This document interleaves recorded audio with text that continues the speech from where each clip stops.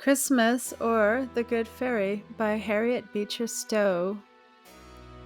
What a gift to have first appeared on the front page of the Washington, D.C. newspaper National ERA on December 26, 1850. Harriet Beecher Stowe's story reminds us of the importance of carefully considering just the right gift for each recipient and the joy of seeing their appreciation. Oh dear, Christmas is coming in a fortnight, and I have got to think up presents for everybody, said young Ellen Stewart as she leaned languidly back in her chair. Dear me, it's so tedious. Everybody has got everything that can be thought of. Oh no, said her confidential advisor, Miss Lester, in a soothing tone. You have means of buying everything you can fancy, and when every shop and store is glittering with all manner of splendors, you cannot surely be at a loss. Well, now just listen. To begin with, here's Mamma. What can I get for her? I have thought of ever so many things. She has 3 card cases, 4 gold thimbles, 2 or 3 gold chains, 2 writing desks of different patterns, and then as to rings, brooches, boxes, and other things, I should think she might be sick of the sight of them. I am sure I am, said she languidly, gazing on her white and jeweled fingers. This view of the case seemed rather puzzling to the advisor, and there was silence for a few moments when Ellen, yawning, resumed. And then there's cousins, Jane and Mary. I suppose they will be coming down on me with a whole loads of presents, and Mrs. B will send me something she did last year, and then there's cousin William and Tom. I must get them something, and I would like to do it well enough if I only knew what to get. Well, said Eleanor's aunt, who had been sitting quietly rattling her knitting needles during this speech, it's a pity that you had not such a subject to practice on as I was when I was a girl. Presents did not fly about in those days as they do now. I remember when I was 10 years old, my father gave me a most marvelously ugly sugar dog for a Christmas gift, and I was perfectly delighted with it. The very idea of a present was so new to us. Dear aunt, how delighted I should be if I had any such fresh, unsophisticated body to get presents for, but to get for people that have more than they know what to do with now, to add pictures, books, and gilding when the center tables are loaded with them now, and rings and jewels when they are a perfect drug. I wish myself that I were not sick and salted and tired with having everything in the world given to me. Well, Eleanor, said her aunt, if you really do want unsophisticated subjects to practice on, I can put you in the way of it. I can show you more than one family to whom you might seem to be a very good fairy, and where such gifts as you could give with all ease would seem like a magic dream. This picture is titled Mary Rise Melendi Knitting Perfection, 1904. Why, that would really be worth it, Aunt. Look over in that back alley, said her aunt. You see those buildings, that miserable row of shanties? Yes. Well, I have several acquaintances there who have never been tired of Christmas gifts or gifts of any other kind. I assure you, you could make quite a sensation over there. Well, who is there? Let us know. Do you remember Owen that used to make your shoes? Yes, I remember something about him. Well, he has fallen into consumption and cannot work any more, and he and his wife and 3 little children live in one of the rooms. How do they get along? His wife takes in sewing sometimes and sometimes goes out washing. Poor Owen. I was over there yesterday. He looks thin and wasted, and his wife was saying that he was parched with constant fever and had very little appetite. She had, with great self-denial and by restricting herself almost of necessary food, got him 2 or 3 oranges, and the poor fellow seemed so eager after them. Poor fellow, said Eleanor involuntarily. Now, said her aunt, suppose Owen's wife should get up on Christmas morning and find at the door a couple of dozen oranges and some of those nice white grapes such as you had at your party last week. Don't you think it would make a sensation? Why, yes, I think very likely it might. But who else, aunt? You spoke of a great many. Well, on the lower floor there is a neat little room that is always kept perfectly trim and tidy. It belongs to a young couple who have nothing beyond the husband's day wages to live on. They are nevertheless as chipper and cheerful as a couple of wrens, and she is up and down half a dozen times a day to help poor Mrs. Owen. She has a baby of her own, about 5 months old, and of course does all the cooking, washing, and ironing for herself and husband, and yet when Mrs. Owen goes out to wash, she takes her baby and keeps it whole days for her. I'm sure she deserves that the good fairies should smile on her, said Eleanor. One baby exhausts my stock of virtues very rapidly. But you ought to see her baby, said Aunt E. So plump, so rosy and good-natured, and always clean as a lily. This baby is a sort of household shrine. Nothing is too sacred or too good for it, and I believe that little thrifty woman feels only one temptation to be extravagant, and that is to get some ornaments to adorn this little divinity. Why, did she ever tell you so? No, but one day when I was coming downstairs, the door of their room was partly open, and I saw a peddler there with an open box. John, the husband, was standing with a little purple cap on his hand, which he was regarding with mystified, admiring air, as if he didn't quite comprehend it, and trim little Mary gazing at it with longing eyes. I think we might get it, said John. Oh no, said she regretfully, yet I wish we could, it's so pretty. Say no more, Aunt. I see the good fairy must pop a cap into the window on Christmas morning. Indeed, it shall be done. How they will wonder where it came from, and talk about it for months to come. Well then, continued her aunt, the next street to ours there is a miserable building that looks as if it were just going to topple over, and away up on the 3rd story in a little room just under the eaves live 2 poor, lonely old women. They are both nearly on to 90. I was in there day before yesterday.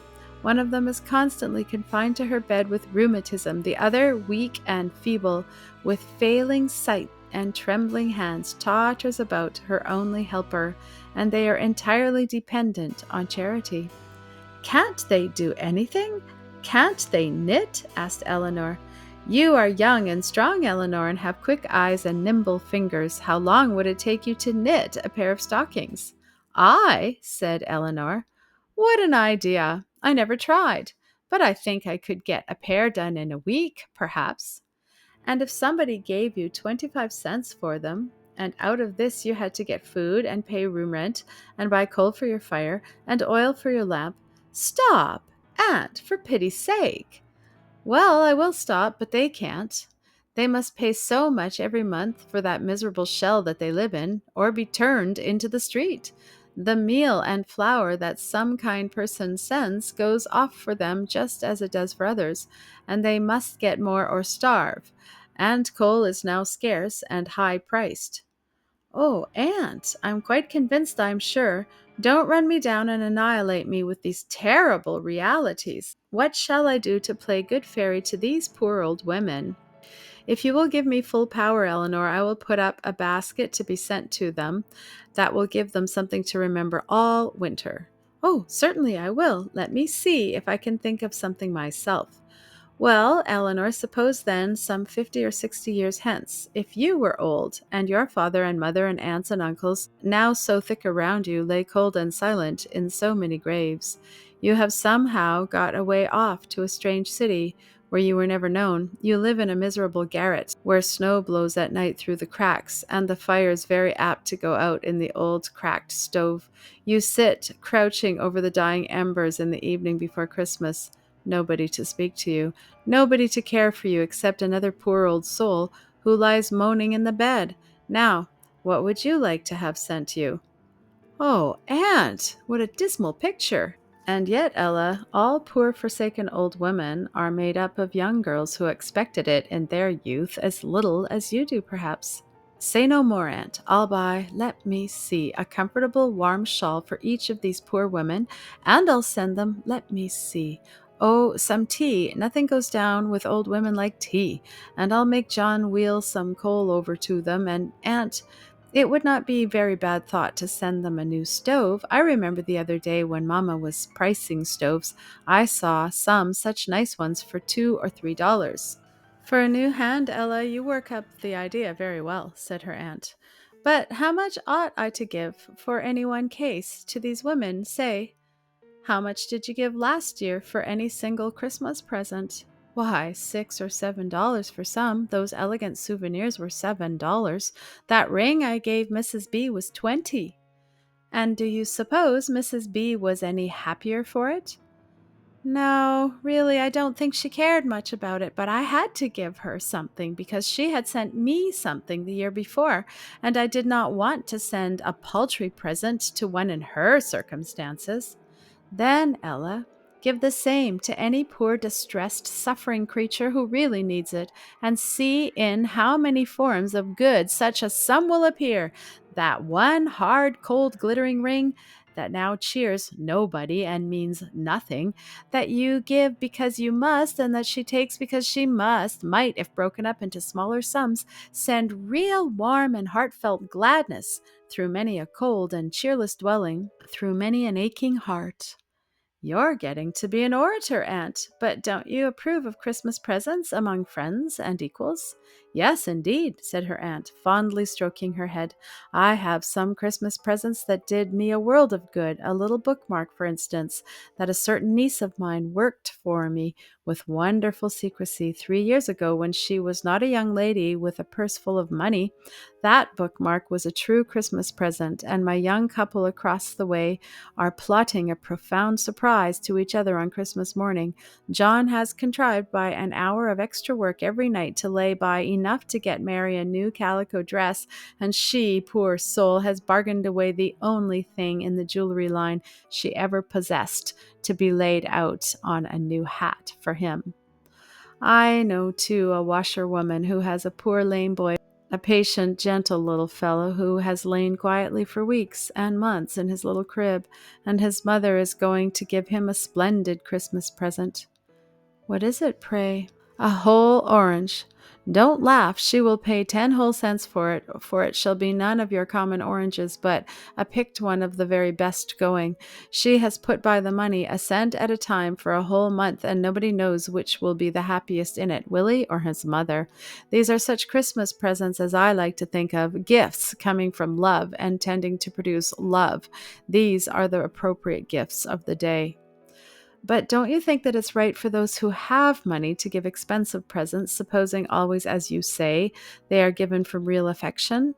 Sometimes, undoubtedly. The Savior did not condemn her who broke an alabaster box of ointment, very precious, simply as a proof of love, even though the suggestion was made, "This might have been sold for 300 pence and given to the poor."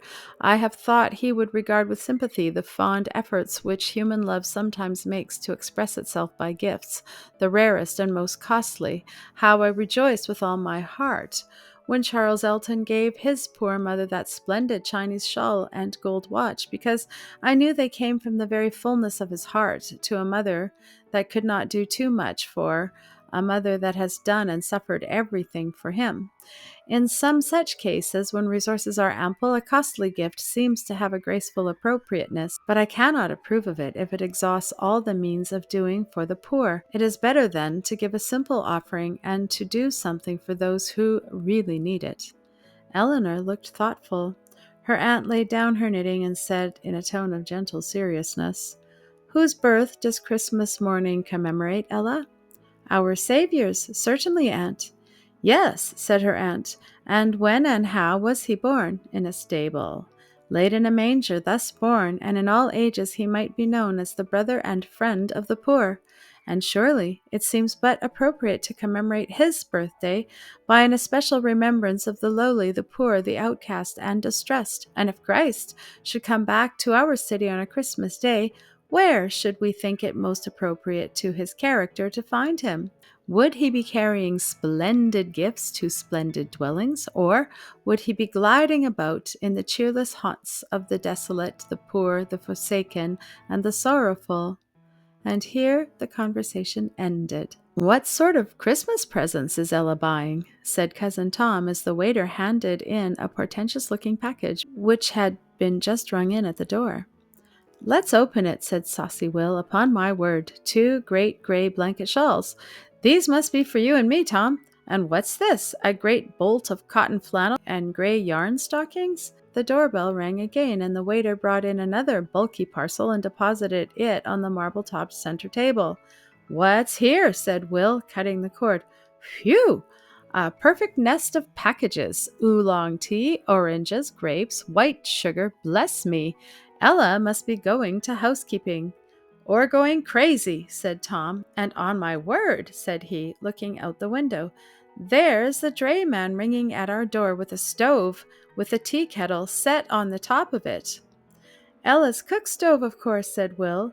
And just at this moment the young lady entered with her purse hanging gracefully over her hand. Now, boys, you are too bad, she exclaimed, as each of the mischievous youngsters were gravely marching up and down, attired in a grey shawl. Didn't you get them for us? We thought you did, said both. Ella, I want some of that cotton flannel to make me a pair of pantaloons, said Tom. I say, Ella, said Will, when are you going to housekeeping? Your cooking stove is standing down in the street. 'Pon my word, John is loading some coal on the dray with it. Ella, isn't that going to be sent to my office? Said Tom. Do you know I do so languish for a new stove with a tea kettle in the top, to heat a fellow's shaving water. Just then another ring at the door, and the grinning waiter handed in a small brown paper parcel for Miss Ella. Tom made a dive at it, and, staving off the brown paper, developed a jaunty little purple velvet cap with silver tassels. My smoking cap, as I live, said he, only I shall have to wear it on my thumb instead of my head. Too small entirely, said he, shaking his head gravely. Come, you saucy boys, said Aunt E, entering briskly. What are you teasing Ella for? Why, do you see this lot of things, Aunt? What in the world is Ella going to do with them? Oh, I know. You know. Then I can guess, Aunt. It is some of your charitable works. You are going to make a juvenile Lady Bountiful of Elle, eh? Ella, who had colored to the roots of her hair at the expose of her very unfashionable Christmas preparations, now took heart and bestowed a very gentle and salutary little cuff on the saucy head that still wore the purple cap, and then hastened to gather up her various purchases. Laugh away, she said gaily, and a good many others will laugh too over these things. I got them to make people laugh, people that are not in the habit of laughing. Well, well, I see into it, said Will, and I tell you, I think right well of the idea, too. There are worlds of money wasted at this time of year in getting things that nobody wants and nobody cares for after they are got, and I'm glad, for my part, that you are going to get up a variety in this line. In fact, I should like to give you one of these stray leaves to help on, said he, dropping a $10 note into her paper. I like to encourage girls to think of something besides breastpins and sugar candy. But our story spins on too long. If anybody wants to see the results of Ella's first attempts at good fairyism, they can call at the doors of 2 or 3 old buildings on Christmas morning, and they shall hear all about it. The end.